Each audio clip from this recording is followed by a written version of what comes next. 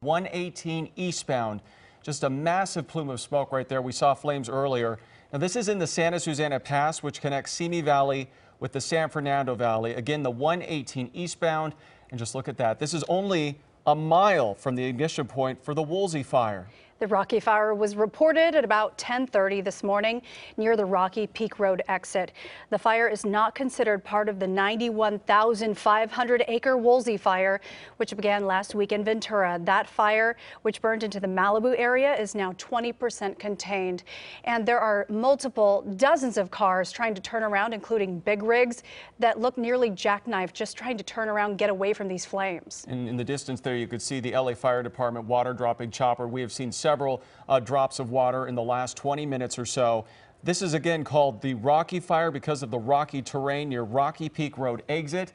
Again, you are looking right now. There is some traffic on the 118 eastbound, it seems, but at this point, fire crews are on the scene. It looks like they've gained the upper hand because I would say about 10 minutes ago, we saw some massive flames on the side of the freeway there, but it looks like for the most part, those flames are out. Still a lot of smoke. You can see the firefighters there doing what they can to try to contain this fire. Again, this is only a mile from the massive Woolsey fire that ignited just a few days ago. And just about 10 minutes ago, it threatened to cross the 118 freeway. The flames were just licking the edges of the freeway, and you can see how now it's smoking. Just 10 minutes ago, these were active flames, so firefighters really got on top of things, but you can see the massive plume of white smoke. That means the flames are out for now, but of course you see the dark, thick black smoke that stretches through the sky. That shows what was burning just a few minutes ago. Yeah, this is an ominous scene, isn't it, Suzanne, that we have seen repeat over and over the last few days here in Southern California. It almost seems like this is becoming the norm now. People seeing these massive plumes of smoke stretching all the way across the mountains here. Again, this is now going to affect air quality here in Southern California. A lot of particles and ash now in the air. And off in the distance there, you could see there's another, looks like, hotspot that is also broken out. That's probably in the Malibu area. Just goes to show you the wind still a big factor in sparking a lot of these fires. Even though a lot of the flames are out, still a lot of danger. Yes, firefighters dealing with the Hill fire, the Woolsey fire, of course, and then now this Rocky fire. So 3 big fires. Thankfully, the Rocky fire not as bad as the other 2, but the Woolsey fire already proving to be deadly. 2 people died this weekend in their car trying to escape the flames in Malibu. Certainly a lot of concern right now. I want to bring in Daniel Gersh. You are tracking the winds for us right now. Danny, what's the latest, and is this going to be an issue? Hi, Peter. Hi, Suzanne. Yeah, so in Simi Valley right now, we have a temperature of 61. Northeast winds are really strong there. So those offshore Santa Ana winds gusting at 34 miles per hour right now. They're sustained at 25. So fire conditions just not looking good through this area. Relative humidity is at 20% in Simi Valley. But another thing to keep in mind, with this northeast wind, that's going to blow all this smoke through Ventura County, through many of the areas that have already been affected by the Woolsey fire too, and all the way to the coast. So keep in mind, air quality is going to be really bad because of this, and conditions, once again, not ideal for the firefight out there. All right, and on the right side of your screen, we could see from earlier, this was just moments ago when those flames, as you said, Suzanne, were licking the 118 freeway eastbound, just becoming dangerously close to traffic. There are a lot of people actually turning around on the freeway, going against the traffic. Very dangerous. Okay, now we're actually seeing more flames live here on Sky 2. So those flames, they kicked up again. And in case you're just joining us here on CBS 2 News at 10:51, the Rocky fire, a new fire, first reported around 10:30 this morning, just over 20 minutes ago, near the Rocky Peak Road exit. The fire is not considered part of the 91,500-acre Woolsey fire that began last week in Ventura County and has burned into the Malibu area. That one is now 20% contained. No details on the containment of this fire. It looked like it was out for a while because we saw so much white smoke, but of course, as we've seen with all of these fires, including the Hill fire and the Woolsey fire, hotspots keep flaring up, especially with all this dry brush and terrain. Yeah, this is in the Santa Susana Pass, very close to the Ventura County, LA County line. Again, we continue to watch as the LA Fire Department drops buckets of water on these flames, trying to get them under control. Again, that's earlier on the right side of your screen when some of those flames were just getting, you could see so close to the cars there. People obviously terrified, turning around on the freeway, going the opposite direction. On the left side of your screen, though, you could see the live picture right now as fire crews still try to tackle these flames. They have been so busy, these firefighters, the last several days. You just have to, your heart goes out to them and how weary they must be trying to not only fight this fire, the Rocky fire, but also the Woolsey fire, the Hill fire. It's never ending, it seems. And look at earlier when these big rigs amazingly were able to turn around. The cars got through as well. This is on the 118 freeway in Simi Valley between Topanga Canyon and the Santa Susana Pass, where this problem is happening and where the fire is spreading right now. And this again connects the Simi Valley area with the San Fernando Valley, so a very important freeway, the 118. Again, another scene that's just so reminiscent that we keep seeing this play out over and over and over again. We saw it on the 101 freeway when those flames jumped over and caused more chaos and problems for the Malibu area. Now we're seeing it play out here in Simi Valley on the 118. So firefighters, obviously, you could see trying to keep those flames right there in your screen back. They don't want these flames to also cross the freeway, just like it happened with the 101, to try to keep this fire from spreading. But of course, as Danielle just mentioned, the winds have been such a problem. They've just been spreading these flames, the embers, creating a lot of hot spots. And we can see the way the smoke is blowing. There's also traffic starting to back up. We saw a break for a while there where it looks like there's an opening right in front of us, but to the right of the screen, you can see how traffic is backing up again. So this is really going to snarl traffic on the 118 freeway. Again, this is in Simi Valley between Topanga Canyon and the Santa Susana Pass. First reported nearly a half hour ago at 10:30 near the Rocky Peak Road exit. This is not considered part of the Woolsey fire. Firefighters actively fighting those flames in addition to the Hill fire. So fire crews already stretched thin, but already had gotten on top of this fire. Now we're seeing it pop up again with flames. Yeah, they moved in quickly. Again, as you just mentioned, Suzanne, this is not connected to the Woolsey fire. This is a third new fire called the Rocky fire because this is burning near the Rocky Peak Road exit. Also very rocky terrain. Another challenge for firefighters because trying to tackle these flames among the rocks, certainly not easy. And we're going to bring in our Danielle Gersh again. We're looking at the weather on the left side of the screen, and it looks like it's not good for today, Danielle. No, it is not. And that's something that we've kind of been talking about beginning yesterday, today, and tomorrow. Our red flag warning still in effect. And it's during these late morning hours that we see these Santa Ana winds peak. And that's just what we're seeing right now. We have a northeast Santa Ana wind sustained at 25, gusting at 34 miles per hour through the Simi Hills. Now, what you're seeing on your screen, this is just one of the weather stations in Simi. I'm looking at a couple others right now that show a much lower relative humidity. One of our stations in the hills reporting 5% relative humidity. Another one also reporting 5% relative humidity. And all these gusts that we're seeing are anywhere from 20 to 30 miles per hour. So it is not ideal out there. We have really rough fire conditions, and this is also an area that has a lot of terrain, a lot of vegetation. It's a tough area for firefighters to fight a fire, and these conditions aren't making it any easier out there. And Danielle, we can actually see it looks like a lot of homes in the distance there, that plume of smoke now over those homes. Is this going to be a major problem for the people who live there in terms of air quality? Yeah, you know, keep in mind when we have a northeast wind, that means this wind is going to blow the smoke from the northeast to the southwest. So this is going to blow all this smoke over parts of the San Fernando Valley, over parts of Ventura County, all the way to the coast. So just kind of another reason you want to limit your outdoor activity today and just be very, very careful because air quality is already bad, and this is just going to make things even worse. And the LA Fire Department is officially reporting the Rocky Peak fire at least 10 acres covering the 118 freeway. Again, that's the Ronald Reagan Freeway near the LA Ventura County line. Danielle, this area has not had a break in days. No, and you know, this is very close to where the Woolsey fire started as well. It's not far from there. So this is just an area that has not had a break. As far as your weather goes, we haven't really had a break in regards to that either. Your red flag warnings with us until tomorrow night. So I even think they could be extended beyond that. And as I mentioned, Santa Ana wind events also peak during the late morning hours. Now, as we head into this afternoon, we will see winds winding down just a bit, but overnight into tomorrow, winds picking up once again. So as you can see, we still have gusty Santa Ana conditions, those winds gusting 30 to 40 miles per hour. And this is just a tough area, and those red flag warnings still in effect, high wind warnings, wind advisories too. So I know parts of the Woolsey fire looking better, but this is the danger that we still have, and this weather just not to be underestimated at all, because it is just nasty out there. Nasty is an understatement, Danielle. Thanks so much. We're joined now by phone from our own Christine Lazar. Christine, can you hear us? Yeah, hi, Peter. What can you tell us right now? I am pulled over on the 118 freeway, which is still open, at least going westbound at this point. It looks like they have a portion of the eastbound freeway closed off for fire trucks. There is a fire, a new fire, that's literally right next to the freeway. Very heavy smoke. It's just west of Rocky Peak, if you know that area. It's kind of on the border of Chatsworth and Simi Valley. I see a lot of air support, at least 2 different helicopters going through, dropping water on it.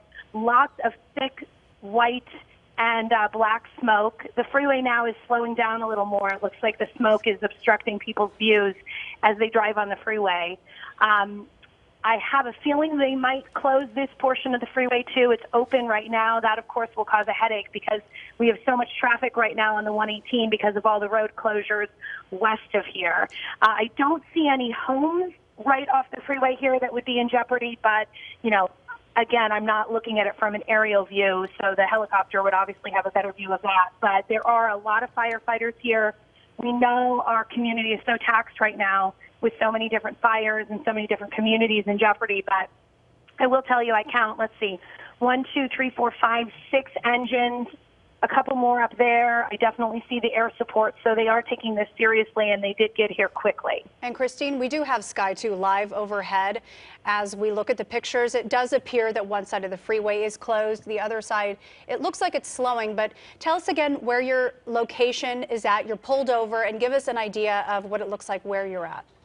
So I'm on the 118 freeway. I'm pulled over. I tried to get off at Rocky Peak, but they've closed that exit in both directions, and I'm in my own vehicle. So they don't know I'm media. I wasn't allowed to get through. So I'm just west of Rocky Peak, pulled over on the side of the freeway. I'm looking at huge plumes of smoke. It looks like it's on both sides of the freeway, but that's just because it's kind of moving over. It's definitely on the, let's see, that would be the south side of the freeway. You know, I do see some white smoke. It looks like they are making some headway with the drops that they're making. But, you know, it is so windy. When I was driving here, I'm in a minivan, so definitely not a light vehicle. And the wind was pushing me, you know, kind of out of the lane every once in a while. So we know these winds are strong. I live in this area, and I can tell you it's been windy all morning. So these firefighters definitely have an uphill battle when these fires break out. Well, Christine, we certainly want you to be safe. That's the most important thing. So we appreciate you calling in and speaking with us. Again, folks, you are looking live from Sky 2, a brush fire that has broken out along the 118 eastbound in the Santa Susana Pass. This is the connector from Simi Valley to the San Fernando Valley. This fire dubbed the Rocky Fire since it is near Rocky Peak Road exit. And again, at this point, we haven't heard of any reports of injuries or structures that have been damaged, but certainly it is creating a lot of concern, especially for the communities there you could see near the 118 freeway right now. And again, this is only less than a mile from the ignition point from where the Woolsey fire started. Again, that's the Rocky Fire burning on the 118 freeway. LAFD says about 10 acres are burning or have burned in Simi Valley between Topanga Canyon and the Santa Susana Pass. It appears that one side of the freeway is closed at Rocky Peak, and firefighters responding about a half hour ago on the 118 freeway in the Simi Valley area. Flames were right on the edge of the freeway. They never appeared to cross. Thankfully, firefighters were able to get there early enough, but now you can see all of the smoke blanketing this region. You can see a fire engine on your screen, a couple of them actually, and they were already in this area because they were already fighting the Woolsey fire that broke out just a few days ago. Yeah, and you can see just how thick that smoke is. There goes another LA County Fire Department water dropping chopper. They continue to make water drops there. You can see some flames still on the eastbound lanes there, right next to the freeway of the 118. It looks like the eastbound lanes are shut down. Westbound traffic is continuing, But firefighters still trying to gain the upper hand on these flames that continue to burn, not just next to the freeway, but next to homes. It's almost sandwiched in between. So certainly a very precarious situation continuing here on the 118 eastbound near the Rocky Peak Road exit. Here just 10 minutes ago, it appeared those flames were out. We saw white smoke. We thought, okay, it's starting to wrap up. Now we see that thick black smoke again, and we're preparing for a news conference out of Thousand Oaks. Let's listen in. The first fire started just at approximately 10 o'clock in the area of Lynn Road. It's approximately 15 acres. There are structures threatened. Fortunately for us, we had an incredibly robust response with our engines that were in our local stations and engines that came from the Woolsey fire, so we believe we're going to have containment on that in relative short order. The second start came about 5 minutes later, again a brand new start in the area of Rocky Peak off of the 118. We are in the process of closing the 118 both east and westbound. That fire started in the area of Corriganville just south of the 118.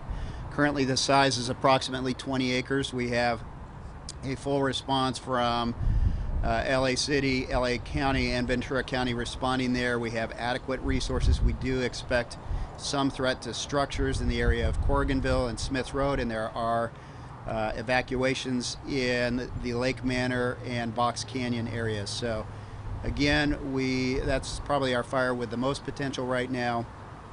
That's basically the current status on both those fires. I'll answer some questions a little bit later. Thank you. Second, I'd like to introduce LA County Sheriff's Department Eric Buschow. Good morning. I'm Sergeant Eric Buschow with the Ventura County Sheriff's Office. We appreciate the cooperation of everyone in the community during this difficult time. For those of you in the Rocky Peak area, please stay tuned to local media. Information on evacuations will go out through our VC alert system, and people can always check vcemergency.com for the latest information on evacuations and road closures in Ventura County. Obviously, conditions are changing rapidly. We do have some good news. We have lifted evacuations for areas here in Thousand Oaks, Oak Park, Newbury Park. All that information again is on the website vcemergency.com. The communities of Bell Canyon and everything south of Potrero Road going down to PCH, those areas are still under mandatory evacuation, so we ask that people be patient and cooperate with our law enforcement and firefighting personnel while we're out there patrolling the area. We have approximately 100 personnel dedicated to this incident today to patrol areas of Ventura County and keep people safe. For those who are in communities where evacuations have been lifted, when you're returning home, we just ask that you be very careful, as there may still be hazards in some of those neighborhoods. Thank you.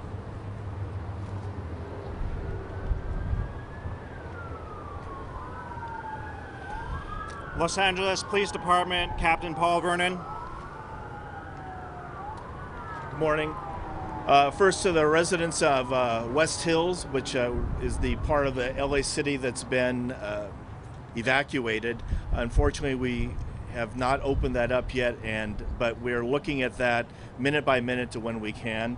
The police department, Chief Moore has dedicated not only the officers that are maintaining controls of the entry there, but an additional extra 50 officers to help some residents go into their homes and retrieve things that they might need during the day. But we will be looking, again, hour by hour when we can open that up for you. And just to provide a little bit of context for you, Saturday morning I was standing at the corner of Valley Circle and Bell Canyon with a lot of the residents that lived in the area, and they all wanted to go back in. Saturday morning, after that bad Friday night, seemed like everything, the worst was over. It would have been a good idea to go on back home. But as you can see from the wisdom and the experience of the firefighters, they knew better than to open that, because the wind came back and the fire came back with a vengeance later that day, and it would have caused a much bigger problem having that. So time, that is giving yourself time to be able to get away from the fire, and patience, and that is the patience of going back when it's safe, are two things that we can all learn from in this experience. Thank you.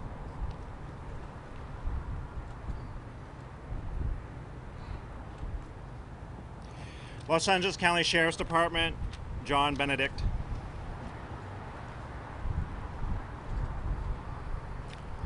Good morning. My name is Chief John Benedict, Los Angeles County Sheriff's Department. I just want to let everybody know that we continue to express our gratitude for the support and the patience that's everyone shown during this fire event. It's been stressful for everybody. We understand that, and we share for your concern for the safety of your families, your pets, and those folks that have been just displaced by this tragic event. Although we appreciate your patience and cooperation, please know and understand that first responders right now there are working tirelessly to connect you back with your property, to your pets, and reunite you with your families. Collectively, the incident management team has determined there remains the need to have all residents out of the fire area and remain evacuated safely. We're happy to announce we did last night that we lifted some portions of Agora Hills and Westlake Village. That would be north of the 101 freeway. South of the 101 freeway is still a closure and is evacuated. Just want to make sure that you know that. For information regarding those closures, you can go to our website at lacounty.gov/Woolsey fire. As we all know, this has been a wind-driven event, and the winds are here right now, and they're anticipated to stay until Tuesday. We remain in red flag warnings, and we're concerned for the safety of the residents due to those hazards. When you do commute with your vehicles in and around the area that you're allowed to, please be aware of any hazards that might be out on the road. We don't want anybody to get hurt or get injured during this event. As far as our staffing levels with the LA County Sheriff's Department, we went to what we call a 12 and 12, which means that we're on 12-hour shifts and then off 12-hour shifts. This gives us the opportunity to deploy as many officers as we possibly can in order to assist you during this tragic event. Right now, we have over 600 LASD uniformed personnel out in the fire area. They're doing property security, and they're also doing road closures as well. We also want to thank our participating agencies during our mutual aid. It includes the LAPD and other law enforcement agencies that have come out to assist us during this crisis as well. We want to thank everyone who has worked the long hours and little rest to ensure the citizens and the property of the affected communities are safe. We also want to let you know that we're working in partnership with Animal Control. We still have some animals that are in need of rescue, and so Animal Control is working diligently to get those animals still out of the area, so please cooperate with that. Animal Control and some of their volunteers are moving large trailers, still trying to get some of those animals back up to areas that they can be housed and safely fed. I still believe that we have Pierce and Handsome Dam open, but I believe that they're full. So the AV Fairgrounds is a place where you can take your animals. Please stay vigilant. If you are in a possible fire area, have items ready in the event that you need to evacuate, and follow instructions from first responders. For emergencies, please remember to dial 911, and for any information, dial 211. Although evacuation orders have been lifted for certain areas of Ventura County, Los Angeles County officials have lifted Agora Hills and Westlake Village, as I said before, and are warning residents affected by the Woolsey wildfire not to return to their homes unless we lift those evacuation orders. Those evacuation places have not been rendered safe, or safe even for first responders in some cases. So we're trying to get up there in order to get those folks out. Remember that we have evacuations still in effect for the city of Calabasas, and services and schools are still closed until those evacuations are going to be lifted. Portions of Montanido and Topanga, Westlake Village, and Hidden Hills. Thank you.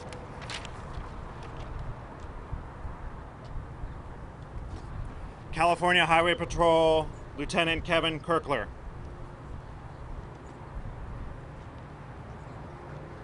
Good morning, everyone. My name is Kevin Kirker. I'm the acting commander out of the West Valley CHP office. And this incident is taking place right in our backyard. So we take this personal. California Highway Patrol is working around the clock in partnership with our allied agencies to mitigate this incident. As you heard from the fire chief earlier, the 118 has been shut down as of right now for the fire that just started, eastbound and westbound, until we get some stabilization there. and get more of a grip on what's going on. The 101, I am happy to say we were able to get that open last night. However, the northbound and southbound off-ramps of Valley Circle, Parkway Calabasas, Las Virgenes Road, Lost Hills Road, and Liberty Canyon are closed, just the off-ramps. All the on-ramps through the initial closure are open. Please be mindful that safety is paramount. We still have active fires. We still have support crews traveling up and down the freeway, fire equipment traveling up and down the freeway. Please be cognizant of that and yield to the right if they're rolling with their lights and sirens on, and just try to give them as much leeway as possible. The PCH closure is still in effect. Northbound PCH at Sunset and southbound in Ventura County at Las Posas, and that is in effect indefinitely. As you've already heard, we've started the repopulation process where we're allowing residents to go back to their homes. We had a town hall meeting last night, and that was very symbolic that emotions are running high. And we understand that, and we appreciate that, and we respect that. But what we ask is for you to take a deep breath and take a step back as you're going back into your homes and maintain safety as your main priority. Because our emotions can get in the way at times where we want to find out what the status of our home is, or our pets, or our property. And we may miss something, a down power line, a rock coming off a canyon wall that we don't see. Although our crews have already gone through there prior to opening, the region is still somewhat unstable and things can still happen. So please be very, very aware of your surroundings as you're going back into your homes. We also ask that your continued patience, the continued patience of all these road closures, of the fire equipment, of the displacement from your homes, your continued patience and understanding. Up to this point, the public has been phenomenal in supporting us and what we need to do to mitigate this crisis. We all face this crisis, and on behalf of the California Highway Patrol, we offer our deepest condolences. Our thoughts and our prayers are with you, and we ask from all agencies and from the public that your thoughts and prayers are with our first responders. They are out there selflessly, day in, day out, 24/7, trying to mitigate this crisis and these fires to get you safely back to your homes. And some of these first responders have been displaced from their homes as well, and they're still out there fighting the good fight for you. Thank you. Los Angeles City Fire Department Deputy Chief Trevor Richmond. Good morning. I'll be very brief. The Los Angeles Fire Department remains actively committed to the Woolsey Canyon fire. Presently, we have 6 fresh strikes teams, primarily on the eastern flank of this fire. I also was just informed that we'll be sending a first alarm brush assignment to the new start in Ventura County as part of our mutual threat zone agreement that we have with Ventura County Fire. The red flag parking restrictions are still in effect in the city of Los Angeles. For more information on the parking restrictions, please visit lafd.org/red flag. Thank you.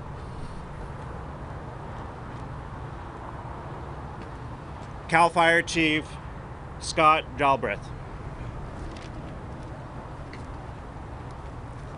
Good morning. We're going to continue to see these red flag conditions through Wednesday here in LA, Ventura, and Orange counties. And in San Diego, we're going to see an extreme red flag condition through Wednesday as well. Some good news for Northern California is that they should see a reduction of wind starting this afternoon, which will help them out a little bit dealing with those catastrophic fires. The state still has a heavy commitment to all the fires. Right now we have 127 engines committed statewide. That is inclusive of federal, state, and local resources. That doesn't include all the dozers and hand crews and aircraft that are involved. The state, under state-to-state mutual aid, has requested assistance from the surrounding states. We have 189 engines coming in to give us a hand. Most of them are here now, with 55 additional engines on top of that coming from the state of Texas. We are all on the ready with these wind conditions and ready for the next fires. With that, CAL FIRE has 19 air tankers, 13 air tech ships, 15 helicopters, 4 large air tankers, and 1 very large air tanker, all ready to assist existing fires and to be able to handle new starts. As you heard this morning, and as you can see, we've already had 2 starts within the last hour. That's going to, again, commit resources. I employ all citizens to do the very best you can to not start any new fires. It's the last thing any of us need right now. Thank you. Los Angeles County Fire Department Fire Chief Daryl Osby.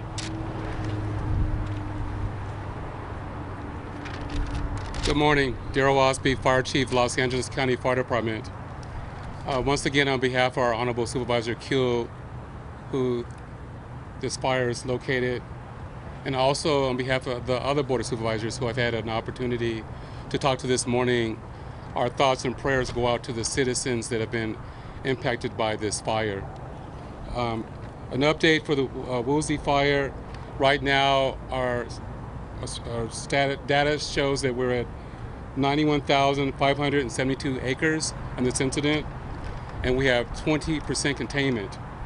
I know that on other press conferences there's been a lot of pressure to try to get a number of structures damaged or lost.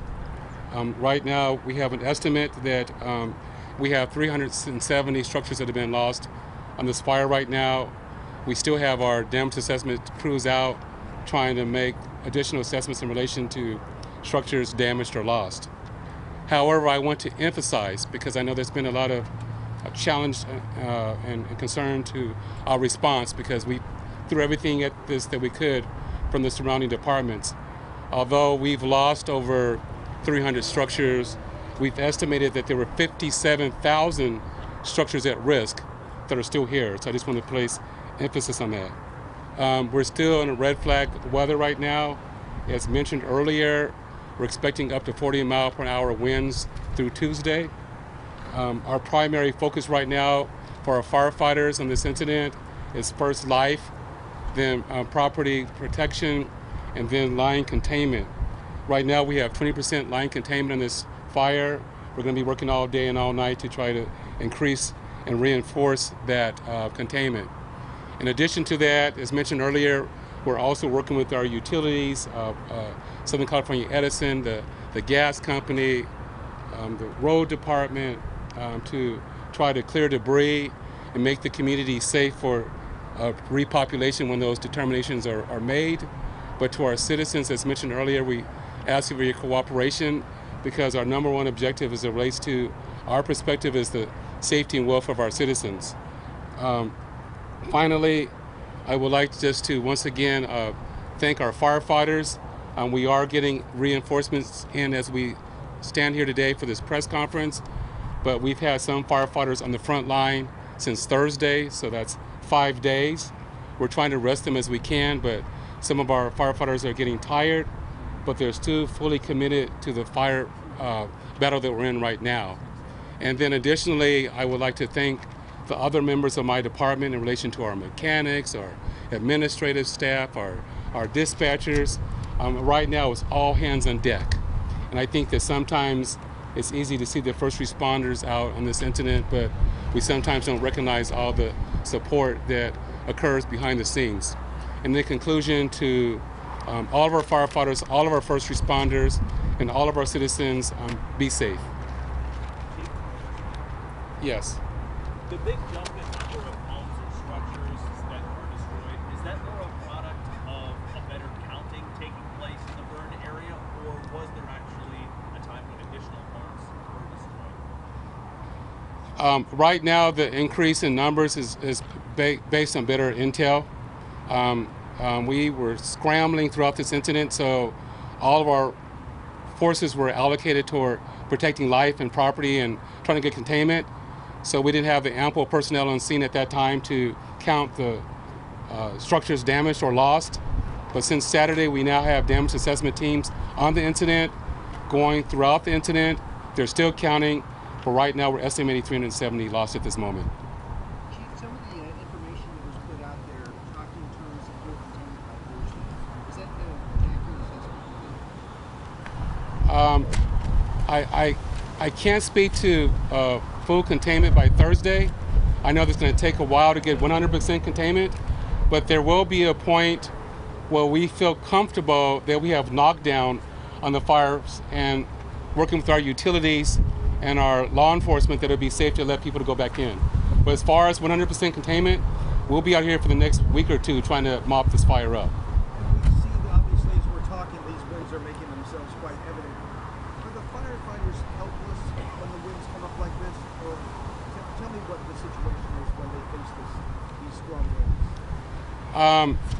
We're at the most challenging part of our fire season for our firefighters. We've just left a hot, dry summer, and our fuels are at record lows as it relates to fuel moisture for dead-end live fuels. So these winds right now do create a complexity for our firefighters.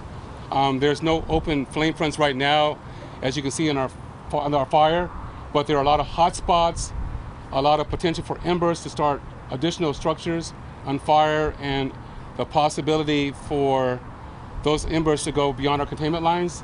So our firefighters are out there diligently working at full capacity to try to prevent that from occurring.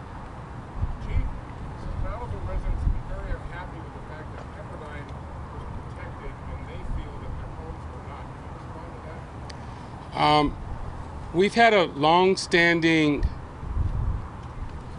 tactics and strategy in relation to Pepperdine, that fires in the past, because evacuations are very challenging for everybody in the region, as you've seen, that fires in the past, as it relates to Pepperdine University, that for people that cannot get out, we've asked for those students to shelter in place, and they did. I know that we were extremely challenged in that relation to the numbers of structures that were threatened in Malibu.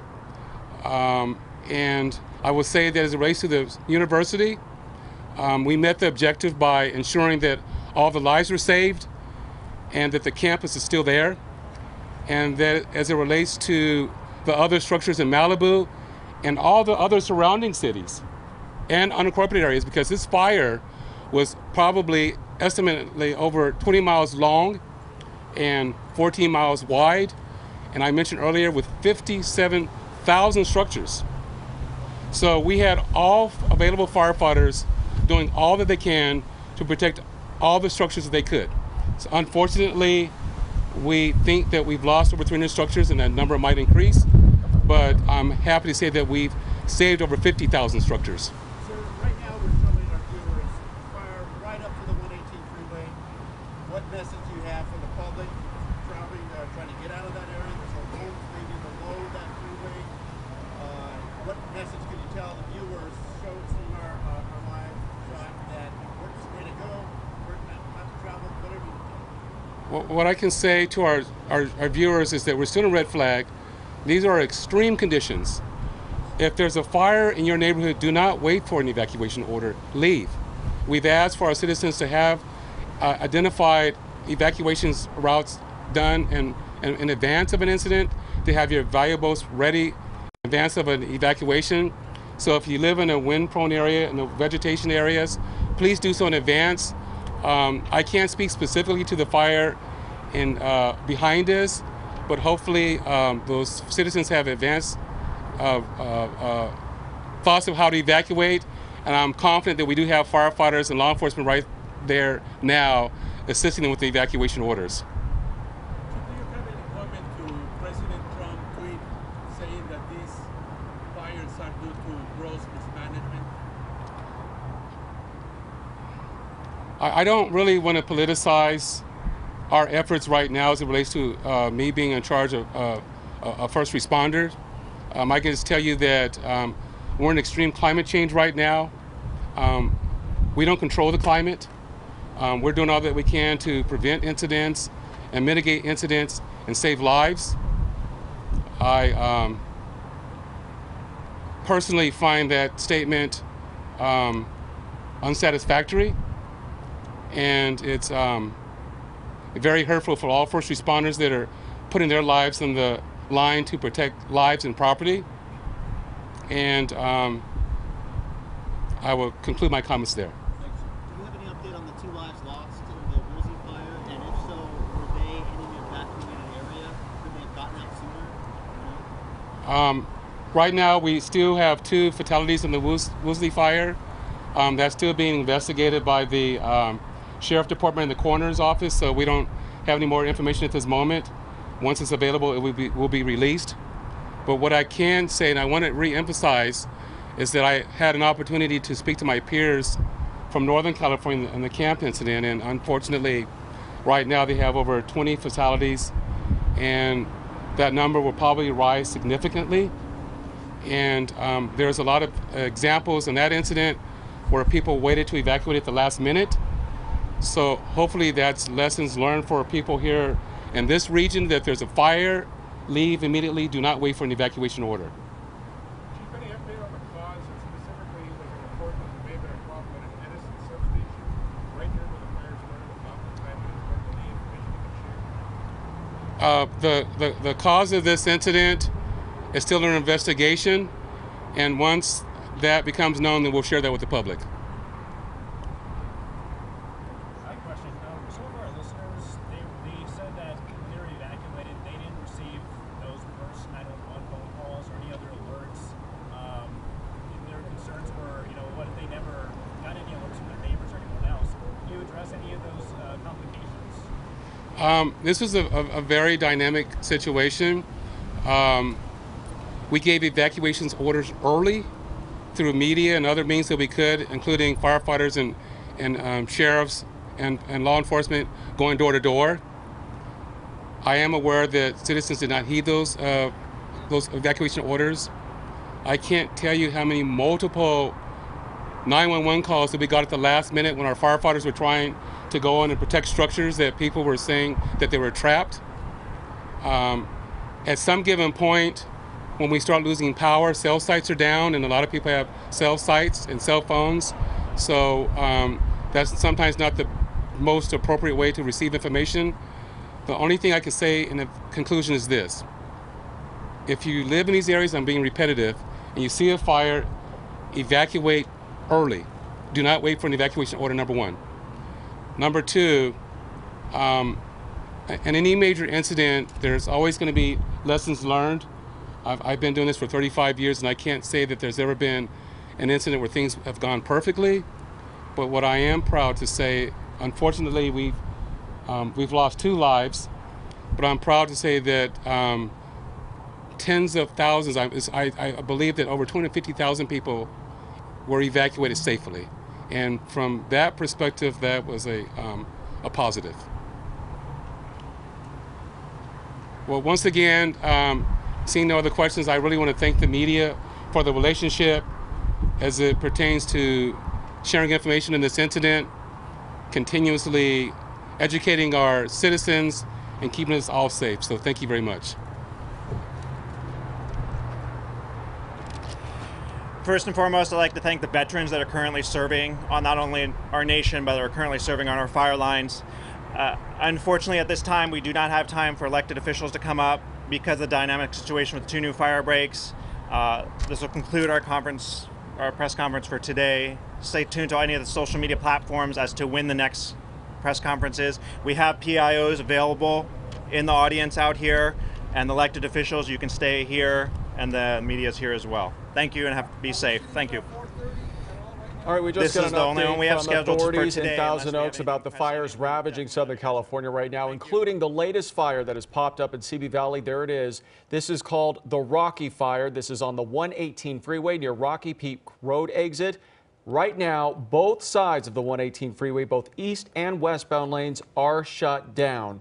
We're told this fire is about 20 acres large, and immediate evacuation orders are in effect for the areas of Box Canyon and Lake Manor, again, because of this Rocky Fire. They are saying there is a threat to structures and that a lot of structures are at potential right now, which is why they have evacuated both the Box Canyon and Lake Manor areas. The eastbound 118 is shut down at Yosemite Avenue. The westbound 118 is closed at Topanga Canyon Boulevard.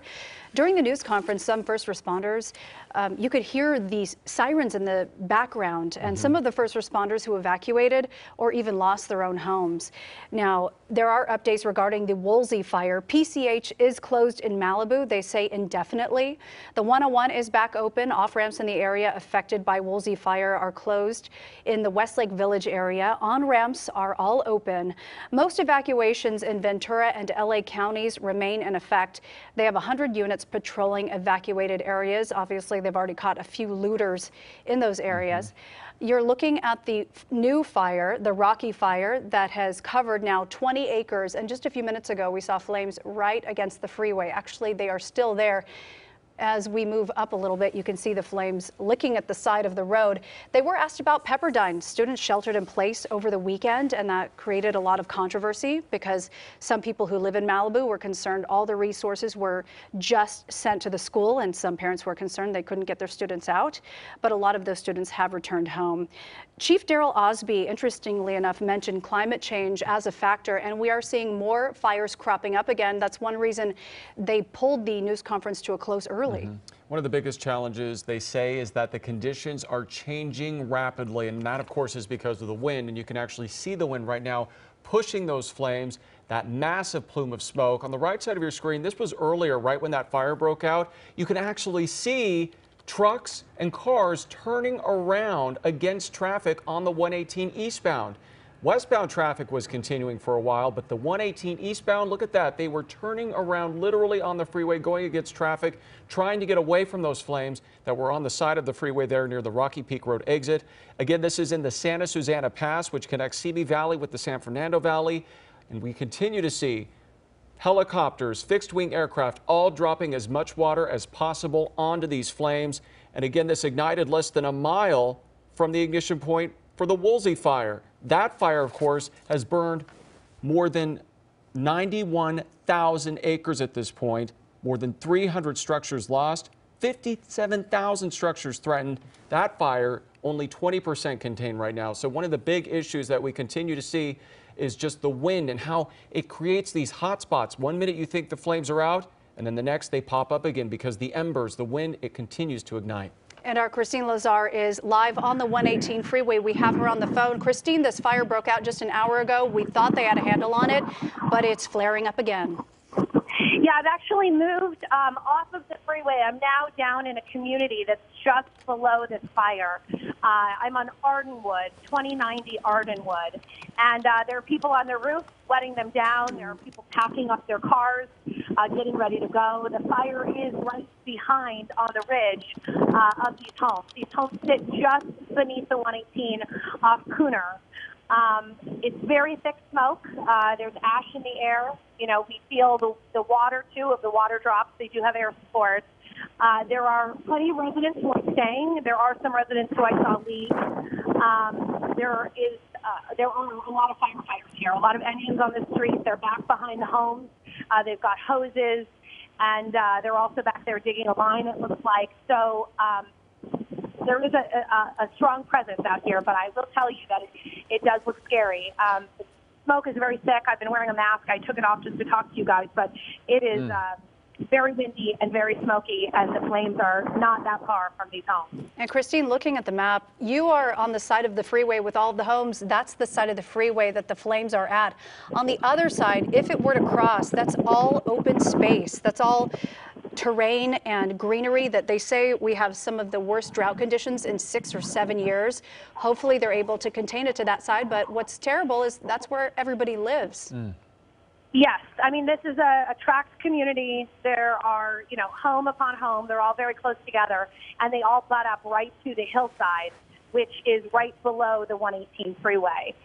So this right here is the area right now in the most immediate danger. But I will tell you, the firefighters, you know, at least they look calm. They appear to have things under control, but they have moved. They've tried to move all the cars off the street. They've asked us to park in the driveways. so that they can run their hoses across the street and really have as much access as they need in this neighborhood. Again, I do see 1, 2, 3 people on their roof wetting down their roof. So there definitely are residents here who are staying behind, but I also see a lot of them with their cars packed, ready to go right in the driveway so that if they need to leave, they can get out. I've seen people packing up pictures and boxes and obviously very sentimental things. Not a lot of time to get stuff, but at least some time. Now, everybody tells me they've got no sort of evacuation order here, so this is all self-evacuation. They looked out their windows and they saw those flames, and they're literally right above their backyard.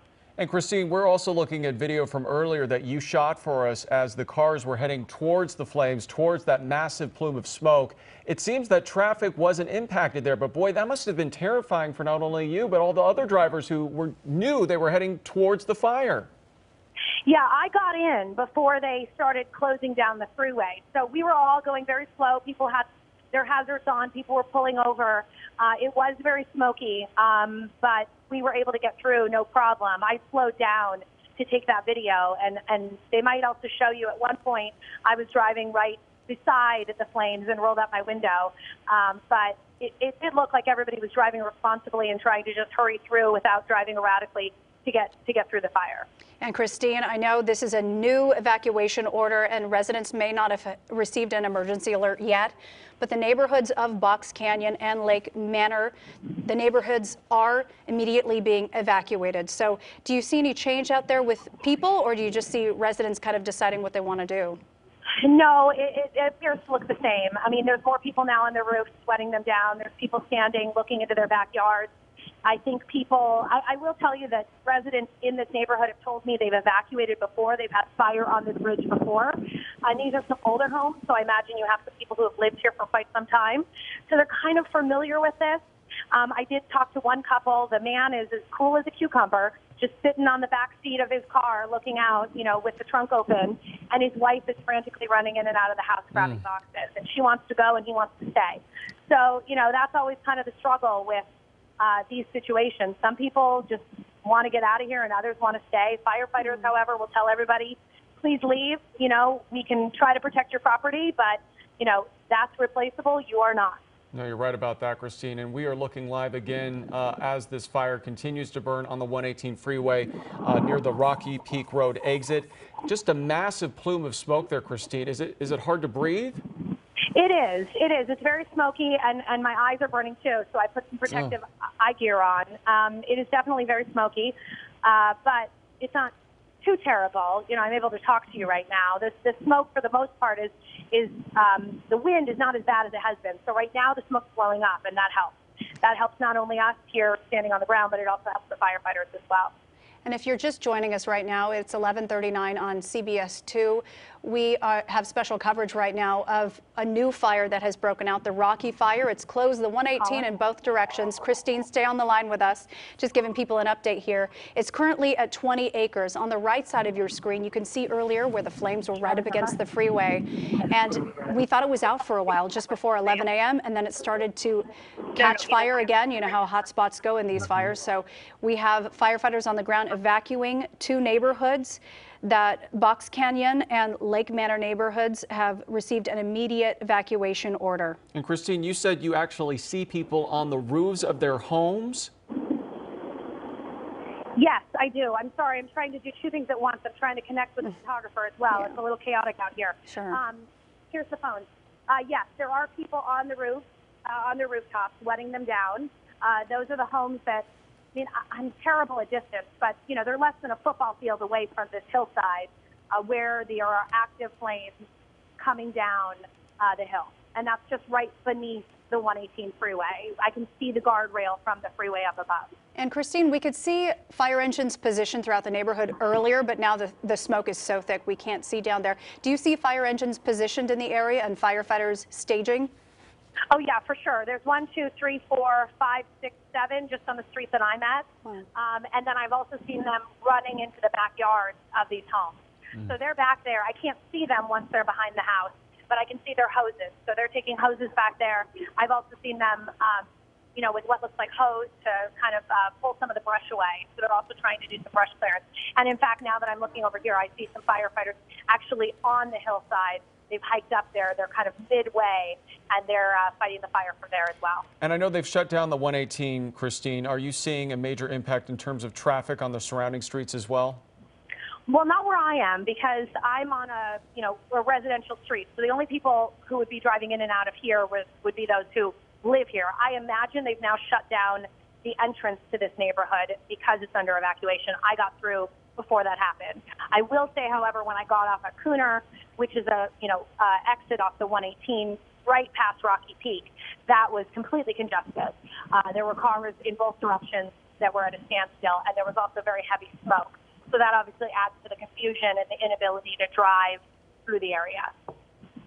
And Christine, we can see that the wind is pushing all of the smoke east, which it appears that it makes the flames also go the eastward direction. Our Danielle Gersh is here with an update on the wind and the weather conditions. Danielle? Yeah, so, the wind is just not ideal right now. In this area in Simi Valley, we have winds gusting up to 30, 40 miles per hour. We have sustained winds at 26 miles per hour. Some of the weather stations reading a relative humidity right around 5%. So once again, these are dangerous fire conditions for the firefight. A lot of that smoke that you're seeing, you guys, with the northeast wind, that means it's moving toward the southwest. So keep in mind, this is also really close to where the Woolsey fire started. And that just a scary thing in and of itself. So all this smoke is going to be moving through parts of the San Fernando Valley, through parts of Ventura County, probably to the coast. Keep in mind, air quality is horrible out there already. So this is just going to add insult to injury, basically. Simi Valley up in the hills actually reporting 4% relative humidity now. Your winds are out of the northeast. Our red flag warnings were actually just extended. I hate to say it, but they were now extended until Wednesday evening. So it's kind of the late morning hours that we see these Santa Ana wind events picking up. That's what we're seeing right now. And we're going to continue to see winds throughout the day. They will wind down a bit into this afternoon, pick up a bit as the sun goes down, and then once again through the overnight hours into tomorrow morning. So dry conditions, temperatures this afternoon will be climbing into the upper 70s, close to 80. And once again, this is an area with just a ton of terrain, a lot of vegetation too. And as I mentioned, it's very close to where the Woolsey fire started too. So if this fire continues to be pushed southwest because we have that northeast wind, other areas close by are Bell Canyon, West Hills, a lot of areas that have already been scorched by the Woolsey fire. So hopefully they can get a handle on this very soon here. All right, Danielle, thanks so much. We're going to check back in with you in a moment. But first, we want to be joined by phone with Captain Tony McHale from the Ventura County Sheriff's Department. You are heading to the scene right now. Sir, what can you tell us? Just a correction. I'm with the Ventura County Fire Department, Captain McHale. Captain McHale, what can you tell us? Yes, I'm en route to the Rocky incident. We had a new start there, break out about approximately 10:30 this morning. Very intense winds, extremely rugged terrain. Very challenging area. The fire, last I heard on the radio reports I've been getting, has been moving towards populated areas along Cooner. But I understand there's a large number of resources there. They're making a good stand and hitting as hard as they can. There's also been fixed-wing aircraft operating in the area as well. So it's an ongoing fight. They're dealing with very, very variable winds, very strong winds, and that's been the big challenge so far. Captain McHale, is there a concern that it could join up with the Woolsey fire since they aren't that far away from each other? Well, we are having critical fire behavior and fire weather. There are a lot of resources in place, and of course they want to avoid that occurring. But of course, contingency planning has to be in place. They're hitting it as hard as they can. They're going to try to get a handle on it. But with the conditions as they are, you can imagine it's an enormous challenge. But we're here. We're fully engaged. We're going to make sure we take care of this. Captain McHale, it has been a very busy few days for your department. How are you coping? It certainly has. I tell you, I've been on the job for 20 years. These last 3 years, we've just had such enormous incidents throughout the state. Here, having these fires happen concurrently with the tragic borderline shooting, of course, we're very fatigued, emotionally wrung out. But this is what we do. We're professionals. We are completely committed to our jobs. We're going to be out there doing the very best we can, and we're going to see this thing through the end. Captain McHale, Saturday, the winds died down a little bit. Were you able to switch out crews, give some people some relief? Yeah, as the incident evolved, the initial attack resources out there of course, have been engaged since Thursday, and you can imagine what that's like physically. But they have been able to get a little bit of reprieve. Saturday was a bit of a reprieve with the winds, but we're still in critical fire weather. So they rotate people out as they can. And as we start getting more resources in, I understand we have resources coming in from out of state to assist us. They try to rotate crews out and get some R&R for them. But right now, with the red flag conditions that we're operating under, rest is being elusive for a lot of us. And Captain McHale, we just heard in a news conference in Thousand Oaks with some of the authorities. One of the things they discussed was the possibility that climate change may be a factor in all this. Do you have any thoughts on that? Well, I'm not a climatologist. I've noticed just from my experience in the field, we've had this extended drought in California for a number of years. The fuel beds are very receptive to fire. And then, of course, when you add wind, when you have what we call the alignment of forces with winds, dry fuels, steep terrain, high temperatures, when things come into alignment, you get extreme fire behavior. We've been seeing a lot more of that the last few years. So, until we get any appreciable rain or relief, unfortunately, I think some of these fires, especially if we get some... Captain, can you hear us? Captain McHale, so right now it looks like the flames are out again in that same section of the 118 freeway in the Santa Susana Pass, but it looked the same just 45 minutes ago. I'm sure units are patrolling overhead and fire engines. Just one of our reporters on the ground said there were 7 engines just on one street that she was at. How long do you monitor this area? Because it looks like these flare-ups just keep coming back. Well, that's the way we approach these things is that we try to get resources there as rapidly as possible and assess the threat. And you have those populated areas right there along Cuner, the eastern Simi Valley. So, of course, they're going to bring in strike teams, available engine companies, and there's defense structures. When you have a dynamic, fast-moving wildland fire like this, we have 2 priorities: life safety and structure protection. So, of course, they went in there and they hit it hard. They brought whatever aircraft they had in hand, and hopefully the conditions will allow us to stay offensive on this thing and protect those structures in eastern Simi Valley. And, sir, we know that our reporter on the scene there are evacuation orders in effect for Box Canyon and Lake Manor areas because of the Rocky Fire, but she's saying some of the residents there aren't heeding the warnings, it seems, that some are actually staying behind. Do you want to speak to that? I understand the emotional stress. It's shattering when you're confronted with a wildland fire and the possibility of having your house destroyed. But I always tell people nothing is more precious than your life. Nothing. And if you don't have your life, there's nothing to rebuild if the threat happens, if the worst case scenario happens. And here's the thing. When you have people that are in evacuated areas, it actually hinders our operations because I said those 2 priorities. We have life safety and structure protection. And if we have civilians in an area, it adds a great deal of anxiety and stress to the fire companies that are operating in that area. So really, it comes down to priorities. It comes down to priorities always.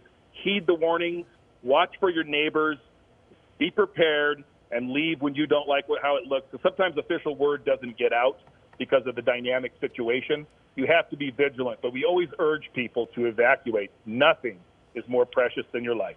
Thank you so much. Ventura County Fire Captain Tony McHale.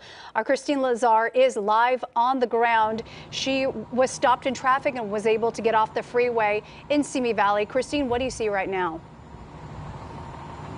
Well, Suzanne and Peter, I have some good news to report. I want to show you the scene behind me. When we arrived here, gosh, about a half an hour ago, that entire hillside was flames. Now, as you can see, firefighters have been able to extinguish most of that fire, just a few hot spots flaring up.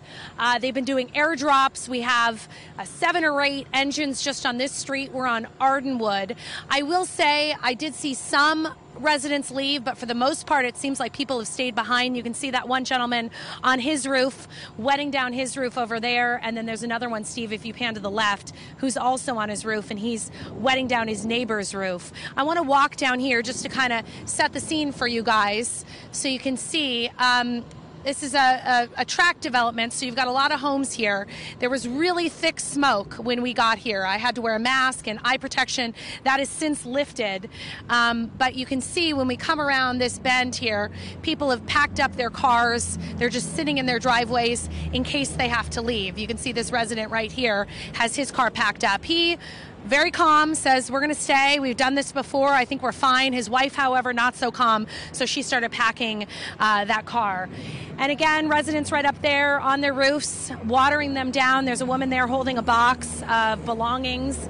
There you can see the fixed wing aircraft going overhead. I will say a lot of, excuse me, sorry, the smoke. A lot of water drops on this fire. They really attacked it aggressively, and it looks like it worked out pretty well, because as you can see, there are no more active flames on this hillside. This hillside just down from the 118 to get to this neighborhood, it's right off Cooner.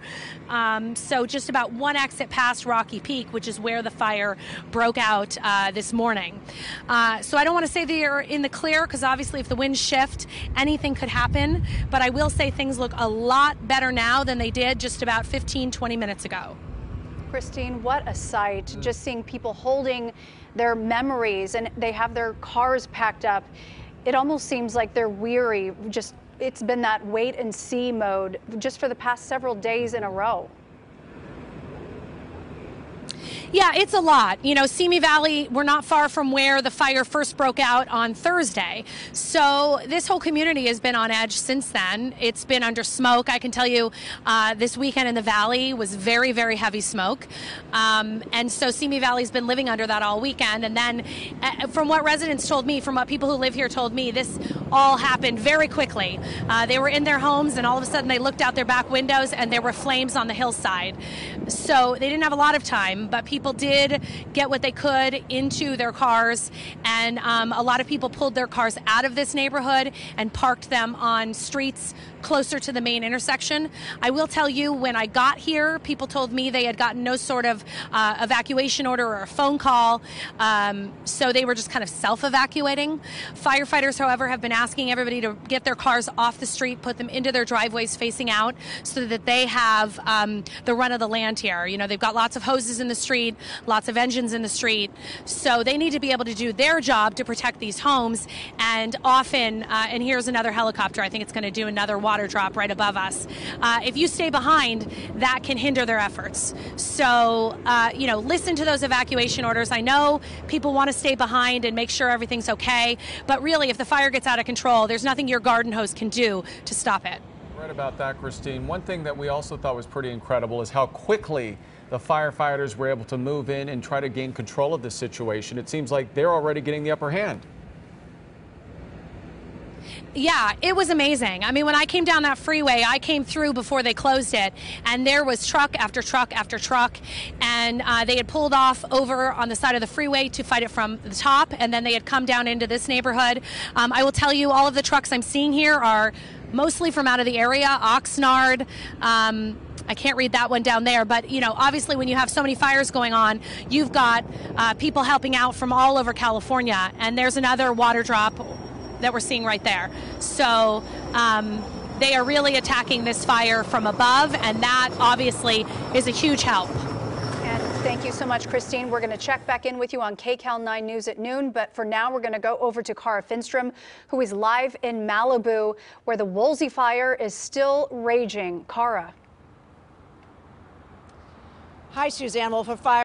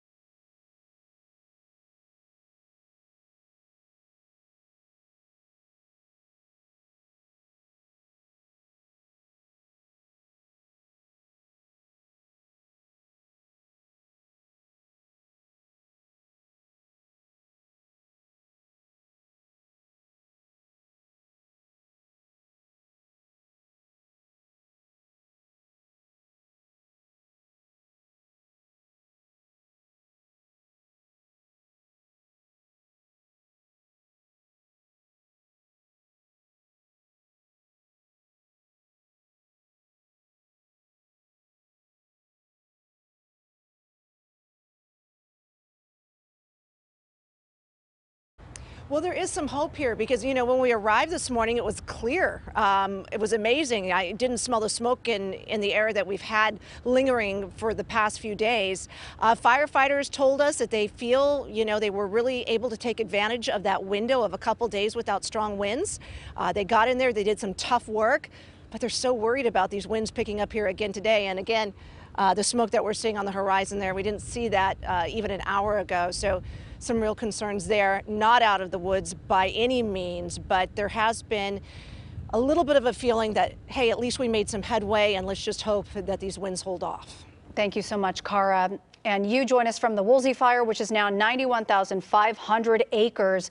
But a new fire, the Rocky Fire, has closed the 118 in both directions in Simi Valley. It's now at 20 acres. People are hosing down their roofs, packing up things to go. The eastbound 118 shut down at Yosemite. The westbound 118 closed at Topanga Canyon Boulevard. Yeah, there are mandatory evacuation orders in place for Box Canyon and Lake Manor because of this fire. We still see some flames on the side of the road here. Again, this is the 118 freeway shut down in both directions in the Santa Susana Pass, connecting Simi Valley with the San Fernando Valley. Stay with CBS 2 News and CBSLA.com for the latest on this fire. Also, our sister station, KCAL 9 News, will pick up where we left off, starting right now. This has been a CBS 2 News special report. We now return to our regularly scheduled program.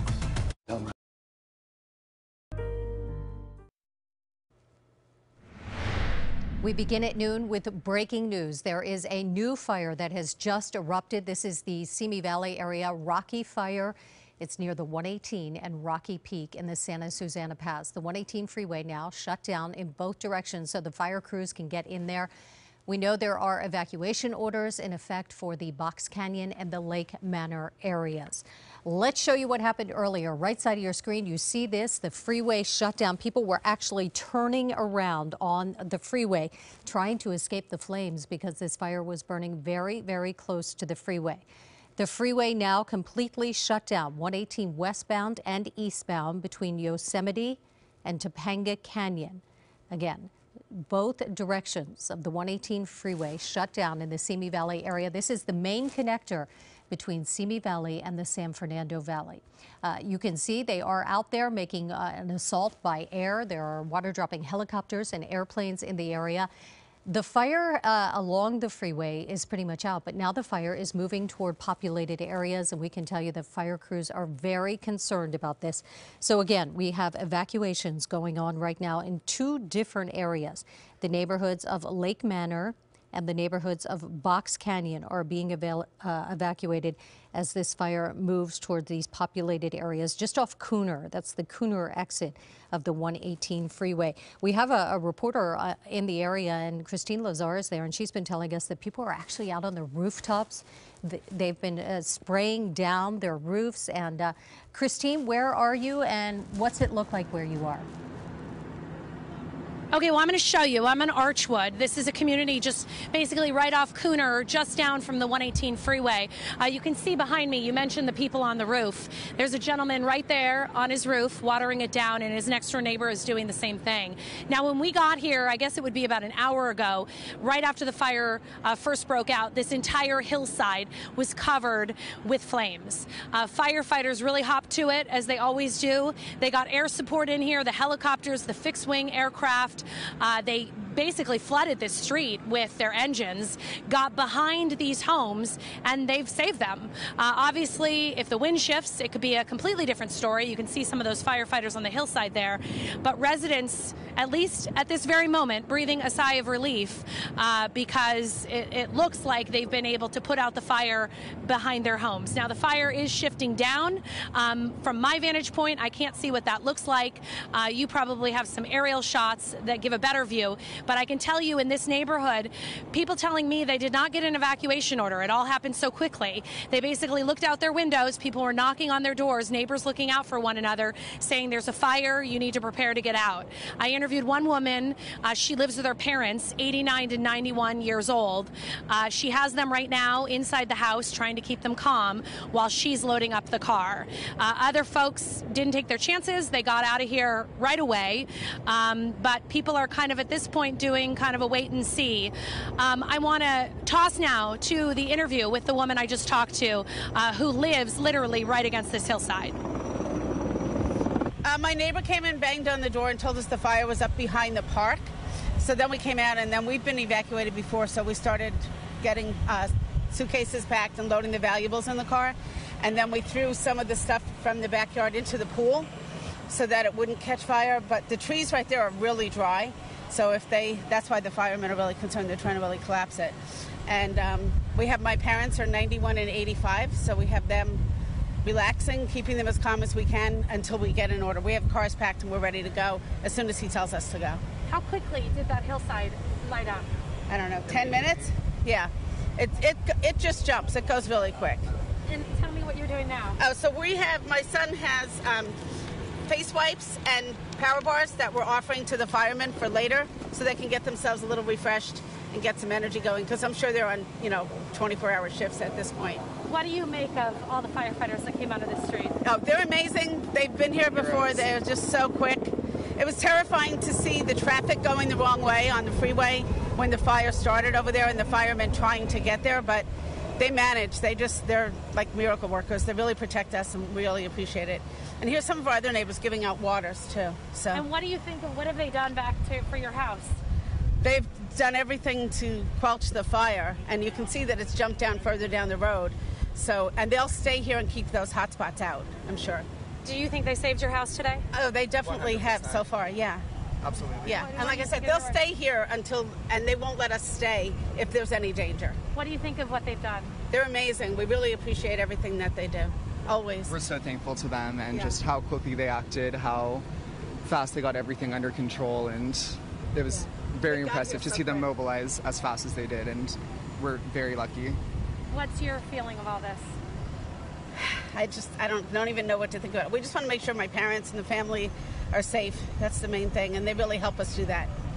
Okay, thank you. What's your name? Diana Batista. My son Ken. Okay. And as you can see, the hillside here, very steep, and those firefighters have either hiked up or down to get where they are. You can only imagine how hard this is. Back-breaking work.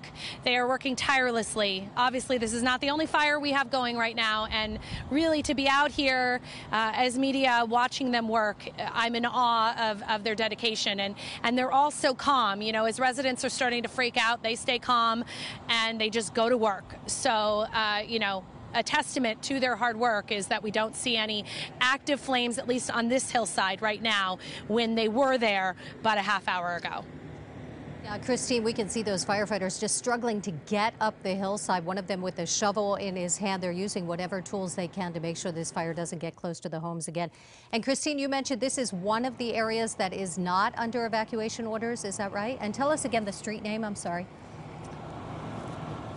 I'm on Archwood. Now, they might be under evacuation orders now, but when we got here, I asked several people if they had received, like a reverse 911 call or if anybody had knocked on their door, and they said no. So they were kind of self-evacuating. I don't know if they've since gotten an evacuation order. I have to imagine that if there were evacuation orders going out for this fire, that it would be this community since it was right alongside it. But it just goes to show how quickly, a lot of times people aren't prepared, and they don't, I'm guilty of it too. I don't have a lot of things packed ahead of time, but the fire sometimes moves too fast. There's no time to put out that evacuation order. So that's why when we have these Santa Ana winds and we warn everybody that this is fire weather, that no matter where you live, if you live anywhere near a hillside or, the forest or open brush, you need to be on alert and you need to be watching because you might have to go before they can tell you to go. Good advice and a good reminder for all of us. All right, Christine, thanks again. Christine Lazar reporting from Archwood there in the Simi Valley area. This is just west of Rocky Peak at the border of Chatsworth. You could see just how windy it is, and live pictures coming in from Sky 9 right now. Again, LA City, LA County, and Ventura County Fire Department on the scene of this new fire that just popped up in Simi Valley. Structures threatened in the Corriganville and Smith area.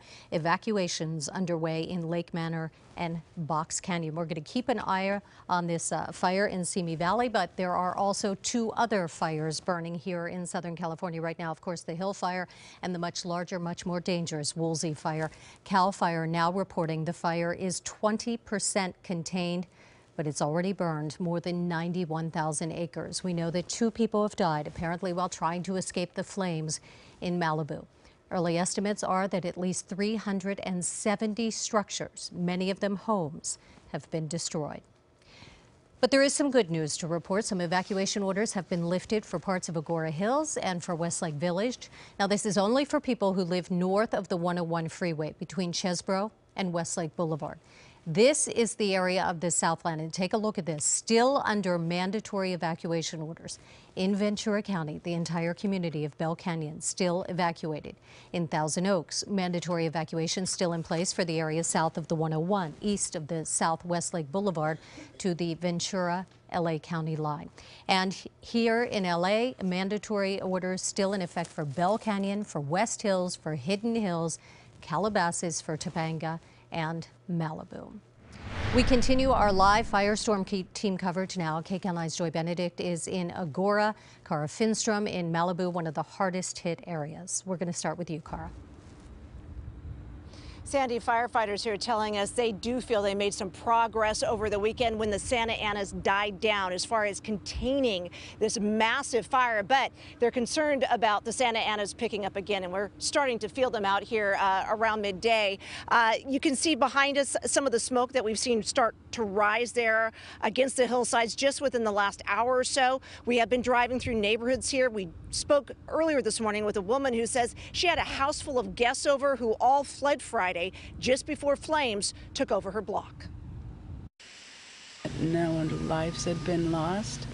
That was big. Andrea Taylor fled her home in this car packed with belongings. She's in shock. She tells us 80% of the homes on Cuthbert Road, including hers and the house that used to be her mother's, burned to the ground. This is from my mother who died. We rebuilt her house and lost her house down the street. Just tragic loss for so many people, and we'll pull together, support each other, and help any way we can. Brian Kelly lives on Doom Road. Dozens of houses within blocks of his home were destroyed. His is still standing. It's just been kind of a gathering place for all of our friends, just to check in with people and assess needs and figure out ways we can help out. Point Doom, up Latigo, up Corral, down south, Pepperdine, Leo Carrillo.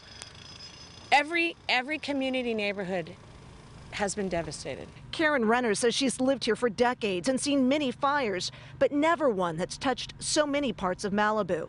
Fire crews say much progress has been made against the Woolsey fire, but they're concerned about the Santa Anas expected to keep blowing. There's the potential that it could jump the line and a new fire could start and be pushed by a wind of 30, 40 miles an hour, which could create a whole new problem for us. Brian Kelly pulled out an American flag on this Veterans Day. He said he's grateful for the sacrifices of veterans and of firefighters.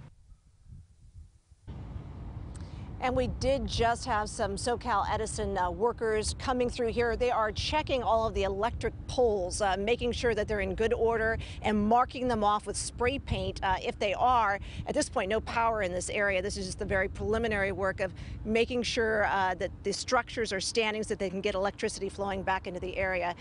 Sandy, one other note, you heard from Andrea who lost her home. She told us, gave us a little bit of insight into what it's like to lose your home. For one thing, she took her first shower this morning in days. For another, she hasn't been able to get any cell phone service. So she's been scrambling just to let people know she's okay. She gave us a list of phone numbers and asked us once we got to a place where we had better service if we could text these folks for her. So just a little bit of a feel for what these families are dealing with. Yeah, it's just hard to imagine. All right, Cara. Thanks for that. The fires have been burning for 5 days now, and officials estimate that 370 structures have burned. Many people still don't know if their homes burned. KCAL9's Joy Benedict is live in Agora, and she's got the latest from that area. Joy? That's right. We're here in Agora. We're actually in an area where the evacuation was lifted last night. So a lot of folks returning to their home after what was a terrifying few days. I mean, and you can see why. I mean, you can see just how close this fire got to this community. We're on Chesebro, just north of Driver here in Old Agora, as they call it, and we've got the damage from the flames over here. If you look across the road, even more damage over here on Chesebro Meadows. And when you pan all the way over to the right-hand side, you find this small street, this small community or row of homes. But thankfully, all of them were still standing when their homeowners came back. Come back to. The Rodriguez family is waking up thankful for the simple things. It's like, oh my gosh, I'm sleeping in my own bed. Rosie Rodriguez spent 3 nights away after evacuating during the Woolsey fire. She returned to her street to find her home still standing. Praise the Lord, because I thanked him because there was a lot of prayers out there for us. This small row of homes on Chesebro Road are all still here, despite being surrounded by flames on Friday. Red smoke, and the wind was, 50 miles an hour at least. It was crazy.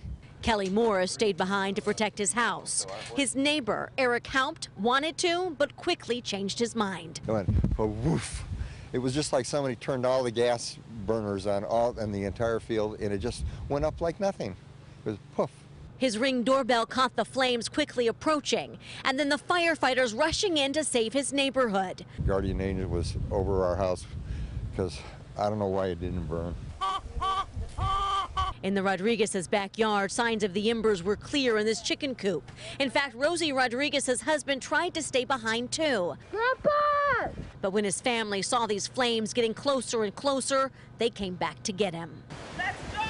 I wanted to cry. I went in the backyard. I was like, oh my God, it's the saddest thing. But now that everyone is home and safe, these families can't help but think of their neighbors that weren't as lucky. We're all going to get together. We'll donate money and whatever, and for those people. Because if it would have happened to us, they would have done the same thing. And that's the thing, although there are many, many people who are back in their homes now this morning after being allowed back in last night here north of the 101 in this area, there are many people who are still without a lot of things. And of course, the big concern is even here are these winds. I mean, I don't know if you've seen them whipping around as we've been talking about here in our live shot, but these are really strong wind gusts. And just like we saw that fire that popped up there on the 118, this stuff can carry these embers very, very far, and they can spark this fire all up over again. And of course, that's the last thing anybody wants in these evacuated neighborhoods. Sandy? Yeah, definitely not out of danger yet. All right, Joy, thank you. Our coverage of the fires here and in Northern California continues. We're going to show you what's being done to keep looters out of some of the evacuated neighborhoods. Also, Amber Lee with a warning about the winds. That's right. It's not over just yet. The Santa Ana winds continue, and now red flag warnings have been extended for some parts of the Southland. I will break it all down for you. Also, the passing of an entertainment legend, comic book mastermind Stan Lee, has died. We've got details next. Time and Temp is sponsored by 1-800-THE-LAW-2. If you've been injured in a car accident, you need the right attorney right now. We are the Defenders at 1-800